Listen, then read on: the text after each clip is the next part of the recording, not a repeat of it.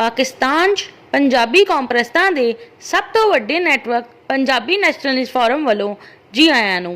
सिंध 'ਚ tax generate नहीं हुंदा बल्कि कराची 'ਚ टैक्स कलैक्ट कीता जांदा है। पंजाब दी इंतहाई ज़रखेज़ ज़मीन दी वजह तो फसलां ते फलां दी पैदावार, माल मवेशी ते दुध दी पैदावार, जबकि कदम कदम ते लगी हुई इंडस्ट्री ते इंतहाई मेहनती वर्क फोर्स दी वजह तो पाकिस्तान 'ਚ सब तो ज़्यादा एक्सपोर्ट पंजाब दी है। पाकिस्तान 'ਚ सब तो ज़्यादा इंपोर्ट पंजाब दी है। पाकिस्तान 'ਚ ओवरसीज़ तो रेमिटेंस सब तो ज़्यादा पंजाब भेजी जाती है।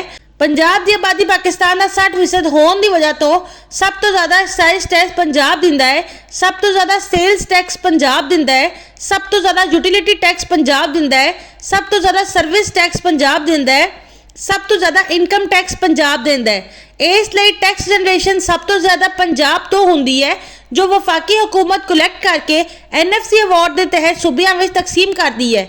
जबकि सिंध 'ਚ टैक्स जनरेट नहीं होंदा बल्कि कराची 'ਚ वफाकी इदारियां ते प्राइवेट कंपनियां दे दफातर होने की वजह तो टैक्स कलैक्ट किया जाता है।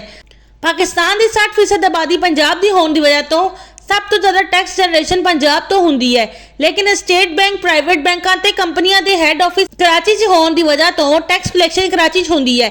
बैरूनी ममालिक तो दरामद दी गई गड्डियां या मशीनरी या तेल या गैस या कैमिकल या किसी दूसरी चीज़ नूं कराची 'ਚ लियाया जाए तो टैक्स कराची 'ਚ अदा किया जाए, लेकिन दरामद पंजाब 'ਚ रहने वाले या हुकूमत ने पंजाब दे लिए की है, ऐसी अशिया ते टैक्स पंजाब जनरेट करता है, लेकिन टैक्स कलैक्शन कराची 'ਚ की जाती है।